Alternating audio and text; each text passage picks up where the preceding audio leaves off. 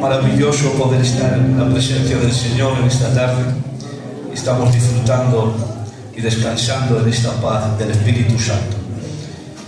Quisiera administrarles una reflexión que a mí particularmente el Señor me ha bendecido y espero en esta tarde que a ustedes también. El encabezamiento lo represento de esta manera: cuando las cosas no son lo que esperamos. Es el encabezamiento. Rubén, ¿te vas a acordar? Cuando las cosas no son lo que esperamos. Tomamos el libro de Lucas, capítulo 24, como referencia. En este capítulo de Lucas es uno de los capítulos más emblemáticos y gloriosos, y me entenderéis por qué rápidamente. Lucas capítulo 24 nos habla de la resurrección de Cristo. Este capítulo es extenso y tiene 53 versículos y comienza con unas mujeres que traían unas especies aromáticas. Nos habla de la piedra del sepulcro que ya estaba removida, el sepulcro estaba vacío. Nos habla de dos varones con vestiduras blancas diciendo: no está aquí, ha resucitado. Nos habla de Pedro cuando salió corriendo con Juan al sepulcro y solo vieron los lienzos colocados. Este mismo capítulo nos habla de Jesús que se aparece a los discípulos y aparece en medio de ellos cuando estaban muertos de miedo y les dice: paz a vosotros. Qué bien, ¿no? Es la manifestación de la resurrección del cuerpo glorificado de Cristo. Y finalmente termina con la ascensión de Cristo. Termina este capítulo diciendo: y bendiciéndoles, se separó de ellos y fue llevado arriba al cielo. Fijaros bien la magnitud de la gloria de este capítulo de Lucas, capítulo 24. Resurrección, apariciones de Cristo y ascensión.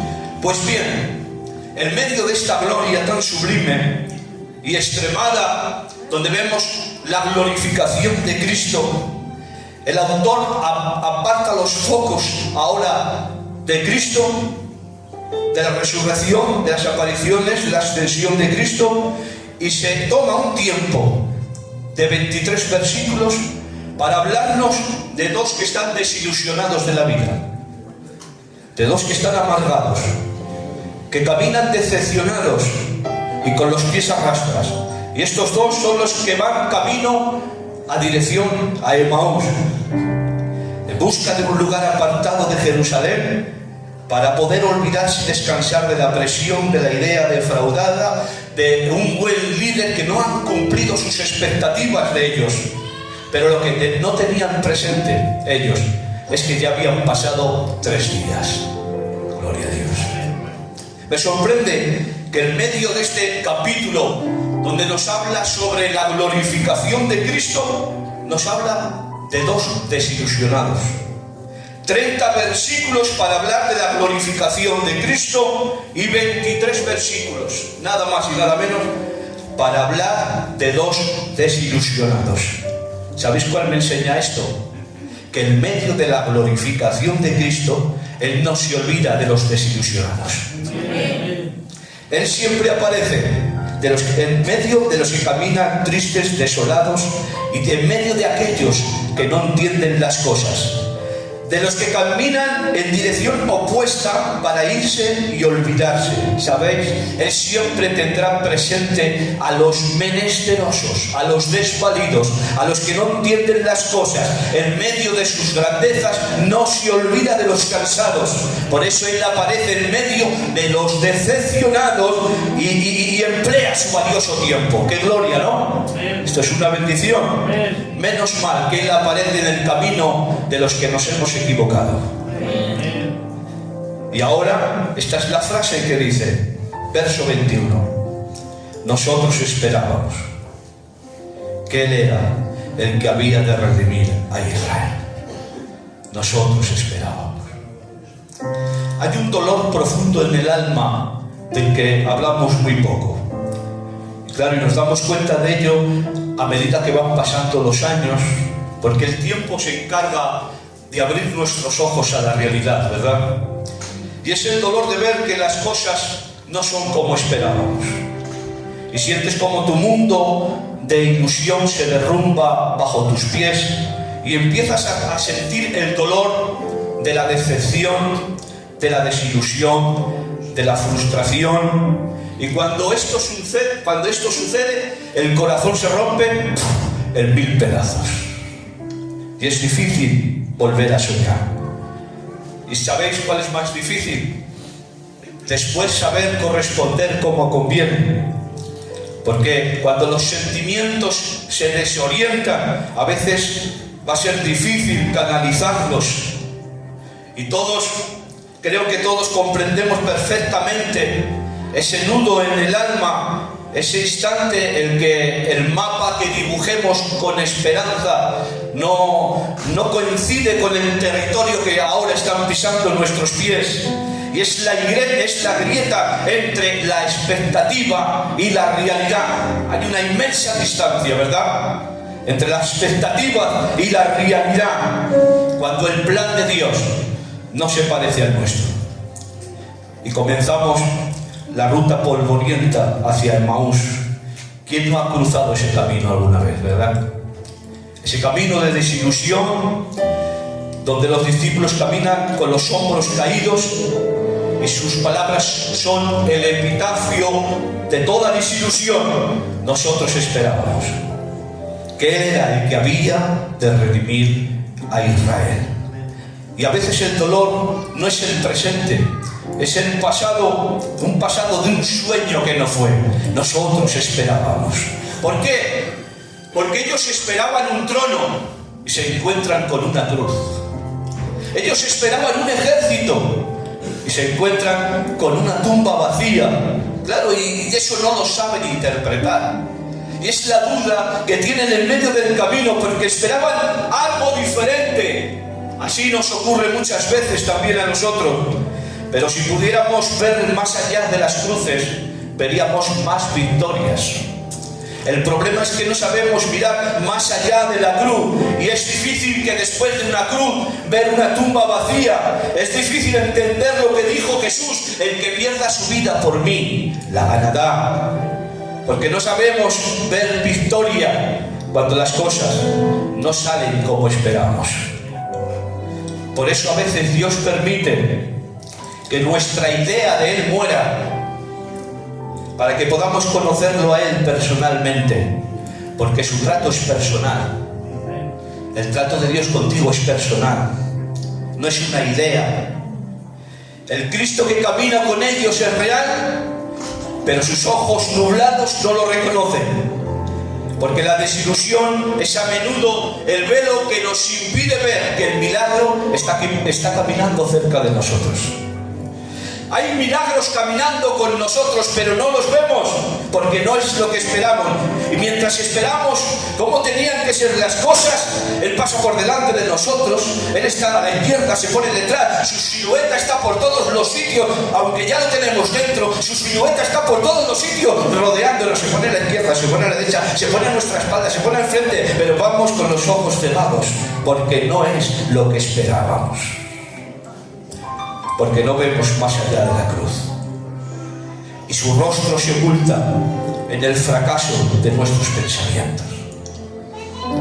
Y el texto dice: los ojos de ellos estaban velados para que no le conociesen. Es trágico que el motivo de su tristeza era el mismo que caminaba a su lado.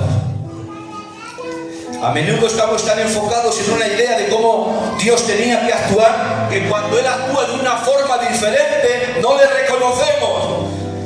Pero esto es asombrante, porque ellos lloran por un Cristo que ha muerto, mientras Cristo vivo les explicaba, les decía: ¿qué os pasa? ¿Por qué estáis tristes? Lloran por un Cristo muerto, y Cristo vivo les está explicando por qué vuestro llanto. ¿Sabéis? A veces Dios se disfraza de extraño en nuestro camino, para ver si somos capaces de amar su presencia más que sus beneficios.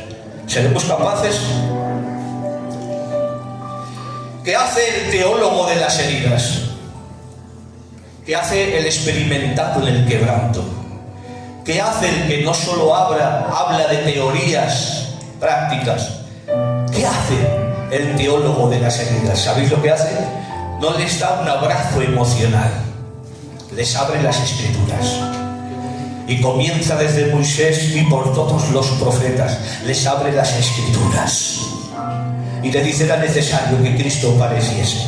Les está diciendo que el dolor que ellos veían como un error de cálculo era en realidad la columna vertebral del plan. Les estaba diciendo que lo que ellos llamaban derrota, el cielo lo estaba llamando cumplimiento. Lo que ellos veían como una frustración era realmente la cruz, que era la cruz para ver la resurrección, porque la cruz puede convertirse en tu mayor problema cuando no ves más allá de ella. Por eso les intenta abrirle las escrituras. Sabéis, no hay nada en la tierra que abra más tus ojos que la palabra de Dios. Si la palabra de Dios no abre tus ojos, nada lo podrá hacer. Por eso ojalá que la palabra de Dios sea nuestro guía en medio de nuestro camino. Ellos no podían entender que viendo el dolor estaba la victoria. El otro día me dijo el pastor una palabra preciosa que me se quedó grabada. El luchador este que se llama Topuria, que no ha perdido ninguna lucha, siempre ha ganado. Es la primera vez que ha perdido el otro día. Y dijo el pastor esta palabra que me se quedó grabada. Y él escribía diciendo, este hombre decía: gloria y dolor van de la mano. Amén. A veces pensamos que los planes de Dios se frustran porque no tuvieron el final que esperamos, sin darnos cuenta que el dolor que no esperamos es el método para forjar Dios nuestro carácter, pues no hay resurrección sin cruz. Amén. Pero hay un detalle precioso. Hay un detalle precioso que ellos confiesan después. Dice: no ardía nuestro corazón en nosotros mientras nos hablaba en el camino. No ardía nuestro corazón. El corazón de ellos reaccionó antes que el intelecto. Su corazón comenzó a arder cuando Cristo les abrió las escrituras. Cuando las cosas no son como pensabas, tu mente puede estar confundida y a veces lo que estás viendo no coincide con lo que estás sintiendo. Pero déjame decirte que aunque a veces veas cosas que no entiendas, deja que el fuego de la palabra siga ardiendo a ti. Aunque a veces no comprendas lo que está pasando ni a izquierda ni a derecha, deja que ese fuego siga avivándose, aunque no lo entiendas, porque la palabra de Dios es la que purifica el alma. Sigue avanzando, pero con la palabra de Dios. Sigue avanzando. Llega un momento en la vida en que es necesario romper el mapa. Todos tenemos dibujado un mapa, un plan, pero a veces será necesario romper ese mapa para que nos pueda guiar Él al propósito verdadero. Hoy la invitación no es a que entiendas por qué la puerta se cerró, por qué el milagro no llegó de la forma que pediste. Hoy la invitación es a dejar de mirar lo que podría haber sido y no fue, y reconocer a Cristo en todos tus caminos. ¿Cuántos quieren reconocer a Cristo en sus caminos? Levanten su mano. ¿Pueden decir un fuerte amén? Amén. Busca presencia, no explicación. Porque el que busca explicación se quedará a la intemperie. El que busca presencia encontrará el refugio. Y no hay refugio más hermoso que estar bajo de sus alas. Es un llamado a confiar en la fracción del pan. Al igual que en Maús, Jesús se revela en lo cotidiano. Ya ves, en el pan partido. Dice, partiendo el pan, le reconocieron. Si te sientes así, recuerda que precisamente en el pan partido le reconocieron. Sucede algo extraño. Jesús, siendo el invitado, toma el lugar de anfitrión, toma el pan, lo bendice, lo parte y lo da. Para ver su voluntad debemos entender que no siempre se manifiesta en la entereza, sino en el rompimiento, en el quebrantamiento, en la dependencia. ¿Cómo ver su voluntad en el pan partido? ¿Sabéis? La voluntad de Dios tiene cicatrices. A veces creemos que la voluntad de Dios es perfecta en armonía, perfecta en estética, pero la voluntad de Dios muchas veces tiene cicatrices. Los discípulos no reconocieron a Jesús por su rostro, seguía velado, ni le reconocieron por la voz, le reconocieron al ver sus manos heridas partiendo el pan. Su voluntad no es un camino de perfección, su voluntad tiene cicatrices. Y a veces su voluntad no tiene la belleza de Rebeca, tiene el rostro de Lea, pero Lea tiene frutos. La voluntad de Dios a veces tiene luchas, tiene sacrificios. Pero ¿sabéis? Me alegra saber que en las heridas de sus manos Él tiene pan para compartir. ¡Qué bueno! Que en medio de sus heridas en sus manos Él tenía algo bueno que ofrecer. Pan para compartir. Cuando nos hacen algo, que tenemos nosotros para ofrecer? Cuando nos enojamos, quedan nuestras manos heridas. Pero me alegra saber que Él tiene pan para compartir. A veces Dios no se revela en el pan entero sobre la mesa. Se revela en el pan partido, cuando el aroma y el olor del pan se libera en medio del hogar. Se revela cuando el pan se rompe. Si tu vida se siente partida por las circunstancias de la vida, es cuando más capacidad tienes de liberar el aroma de su voluntad. Solo los que se rompen pueden alimentar a otros. Nunca traerás más beneficio como cuando te rompes en sus manos. Decía nuestro hermano querido Miguel, dice, te toma para bendecirte, te bendice para partirte y te parte para compartirte. Y luego lo ponía inverso, decía, nunca podría compartirte si no te parte, y no te podría partir si no te bendice, y no podría bendecirte si no te toma. A veces el pan perfecto sobre la mesa no revela su voluntad, es el pan partido. Lo reconocieron al partir el pan, lo bendijo, lo partió y les dio. Las heridas narran su muerte, pero también certifican su vida. Así es la voluntad de Dios. Tiene heridas, pero tiene vida abundante. Cristo se da a conocer en el sacrificio, en el pan partido. Hace mención de su cuerpo entregado. Y después de este encuentro, vemos el regreso inmediato. No se quedaron en Emaús disfrutando de esa preciosa velada. Corrieron a buscar a los 11 para contarles lo que les había sucedido, porque nadie que se encuentra con Él se puede quedar sentado como que no ha visto nada. El que se ha encontrado con Él se moviliza, se mueve, actúa, acciona. Los mismos que caminaban con los pies hacia Maús cansados, ahora vuelan de regreso a Jerusalén. La oscuridad de la noche ya no les asusta, porque llevan por dentro la luz de Dios. Por eso dice la Biblia, y levantándose a la misma hora,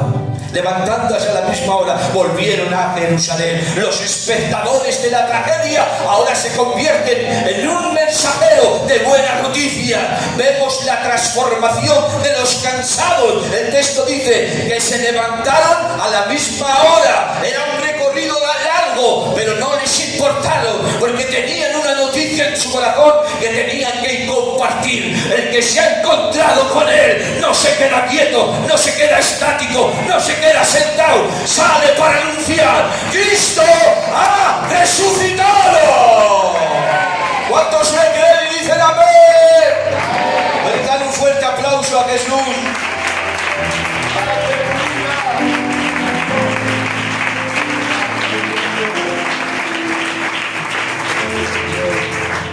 Y vemos el cambio, aleluya, de la fuga a la misión. Vuelven a las filas. Jerusalén era el lugar de trauma, el lugar de cruz. donde sus sueños habían muerto 3 días antes. Ellos huían de Jerusalén hacia Emaús, pero el encuentro con Jesús cambia la dirección. ¡Qué paradoja! Porque salieron de Jerusalén con el sol en el rostro, pero con la noche en el alma y en el corazón. Pero después vuelven a Jerusalén en la noche, pero con la luz por dentro. Ya no temen a las tinieblas, porque tienen la luz por dentro. Aquellos que se han encontrado con Él, no hay tinieblas que les puedan detener. No hay cadena, no hay oscuridad, no hay cárcel, porque el que ha sido libertado poder anuncia: ¡Cristo me ha libertado! Ya no les importa la oscuridad del sendero. Salgamos como aquellos que se han encontrado con la luz. El pan que abre los ojos. Dios obra de una forma extraña. A veces no lo entendemos.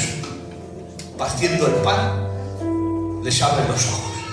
Sin en cambio, vemos otra situación. Saulo de Tarso, Hechos capítulo 9. Vemos una luz arrolladora que en vez de iluminar los ojos a Saúl, le deja ciego. Dice que estuvo Pablo 3 días ciego sin ver. Para los de Emaús, Jesús se les acerca de una forma progresiva, lento, tranquilo, respetando su ritmo, respetando la tristeza que tenían ellos. Pero la revelación de su manifestación es un fuego que culmina en una cena en casa. A Saulo se le presenta de una forma violenta y absoluta. No hay conversación previa, un resplandor lo derriba. Porque Saulo no necesitaba que se le explicara las escrituras, él las sabía de memoria. Necesitaba que le detuvieran en su carrera de odio. Por eso para los de Emaús el encuentro es un acompañamiento en su dura, pero para Saulo es una interrupción. Dios le interrumpe a Saulo, porque unos necesitaban que se les abrieran los ojos, pero otros necesitaban que se los cerraran para que aprendiera a ver de verdad. Porque Dios no siempre va a utilizar el mismo trato con todos, Dios utilizará el trato diferente según actúe la persona. Para los que están necesitados, para los que están llorando, para los que están sufriendo, Él tendrá palabras de amor y de ternura. Pero para los que se rebelan contra su voluntad, Él vendrá con una luz arrolladora. ¿Para qué? Para que cambien de actitud. Él tiene el pan para abrir los ojos, pero también tiene luz para cegar a aquellos que se rebelan y no quieren hacer caso a su voluntad. Cristo se manifiesta y tiene diferentes métodos que tendrá que usar como Él quiera para tratar a los suyos. Él tiene una llave maestra para abrir toda cerradura oxidada por el orgullo. Él tiene la llave maestra para abrirla. Es mejor que te trate Dios con su palabra que no con su luz arrolladora. Aquí estamos los que aceptamos la palabra del cielo, la palabra de Dios. ¿Cuántos aceptan el mensaje de la palabra de Jesús? Dicen ¡amén!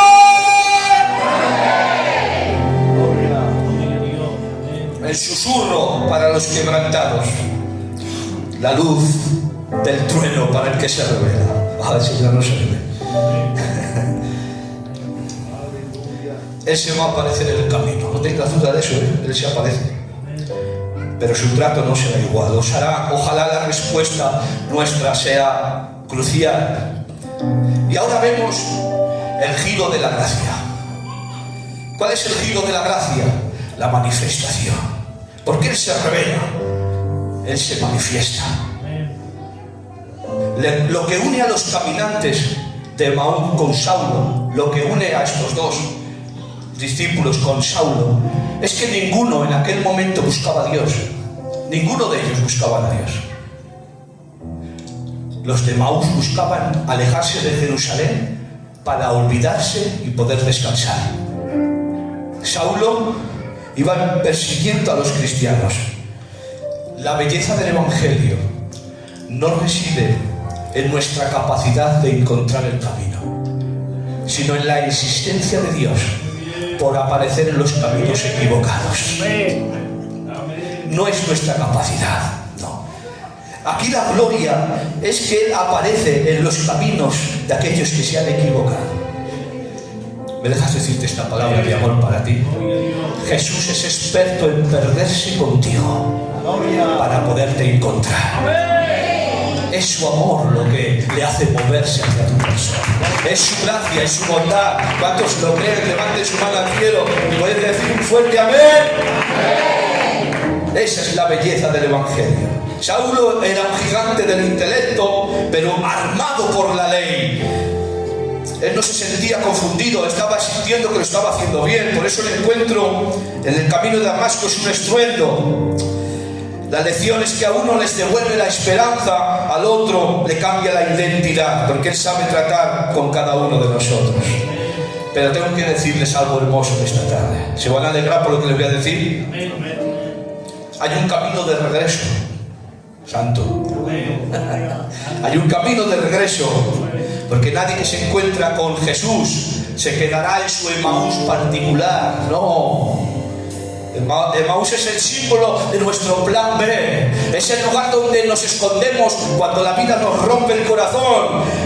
Jesús nunca nos sacará de nuestro Emaús a la fuerza. Jamás lo hará. Él entra en nuestro camino lento. Anda despacio. Camina con nosotros. Bendice nuestro poco pan. De repente arde nuestro corazón. Dios no busca personas perfectas, sino caminantes que se dejen encontrar por Él. Hay un camino de regreso y vemos el lugar de encuentro. Aleluya. Hay un lugar de encuentro. En Emaús el encuentro ocurre entre la palabra y el pan. En Pablo ocurre con una teofanía, una aparición. Ocurre entre la luz y la voz. ¿Qué nos dice esto? Que Jesús no tiene un solo método. Y ahora vemos el intercambio glorioso. Los de Emaús dejaron tras su esperábamos un deseo limitado por un ha resucitado, o era una realidad eterna. Y Pablo dejó atrás sus títulos y dijo: todo lo tengo por basura, por la excelencia del conocimiento de Cristo. Es el forastero que se invita a tu mesa.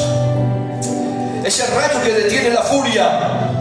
Al final no importa lo lejos que hayas andado en el camino, no importa. La distancia entre tu fracaso y su abrazo está en un solo instante. Está solamente en la longitud de una palabra. ¿Sabéis cuál es? Quédate con nosotros. ¿Qué tal si le decimos eso en esta tarde? Quédate con nosotros. Jesús se acercó como un forastero en lo cotidiano, pero viene disfrazado de interrupción, porque Él aparecerá muchas veces interrumpiéndote. Por eso presta atención a las voces que nos pegas. Puede ser una palabra, un consejo de alguien que no te cae muy bien, puede ser mientras estás lavando los platos. Aprende a ser hospitalario con lo inesperado, porque a veces vivimos tan a lo nuestro. Estos dos varones invitaron a un forastero a cenar. Qué buena acción tuvieron. Aplicar esto es decir: Señor, no entiendo el problema, no entiendo las cosas, pero te invito a entrar conmigo en mi problema. Siéntate en la mesa de mis preocupaciones. La solución a nuestro problema no es un destino, no es un lugar, es una persona, es un encuentro. No importa si estás en el camino de Emaús o en Damasco, si Cristo camina contigo, cualquier lugar es la puerta al cielo. Por eso quiero decirte que Jesús no invade nuestro dolor, Él lo camina con nosotros. No deshace la noche, nos enseña a ver las estrellas que habitan la oscuridad.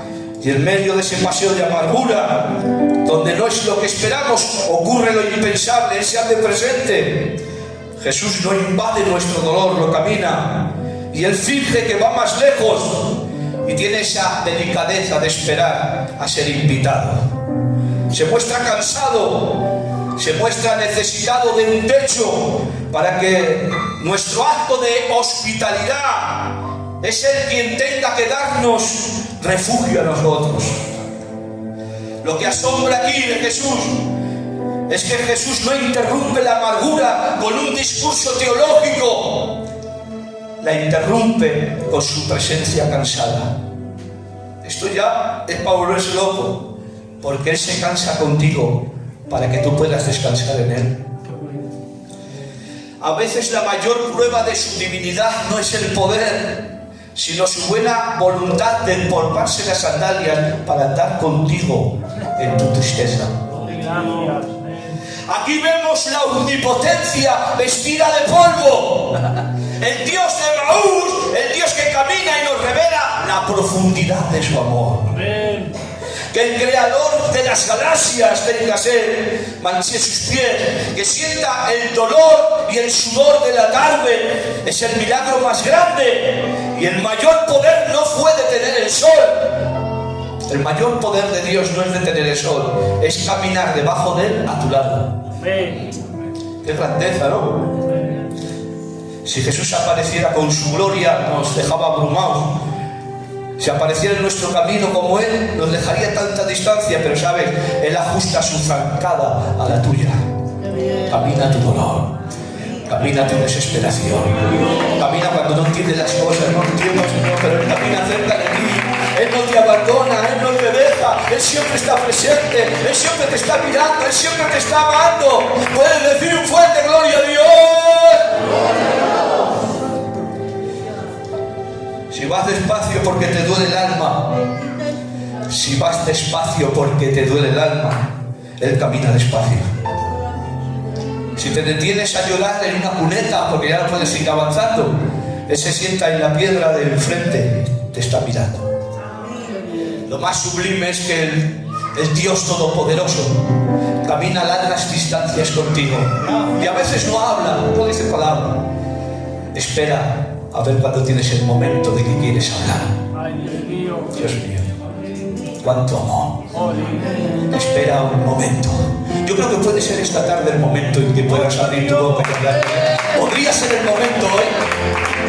Él está aquí, Él está aquí. ¡Aleluya! Ofrécele la oportunidad en esta tarde. Abre tu boca.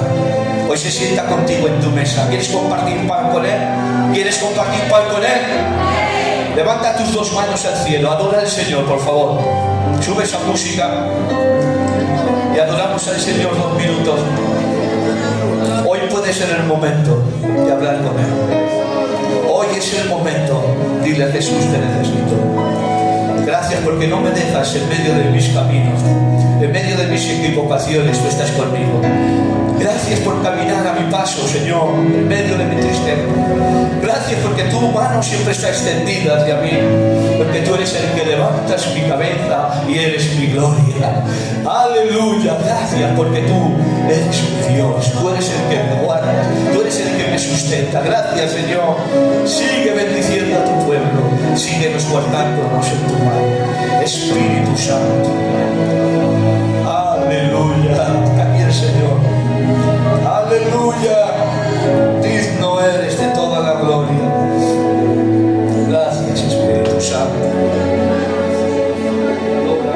Consejo tuyo me es urgente, me hace falta. Padre, yo lo necesito, pero es de suma importancia.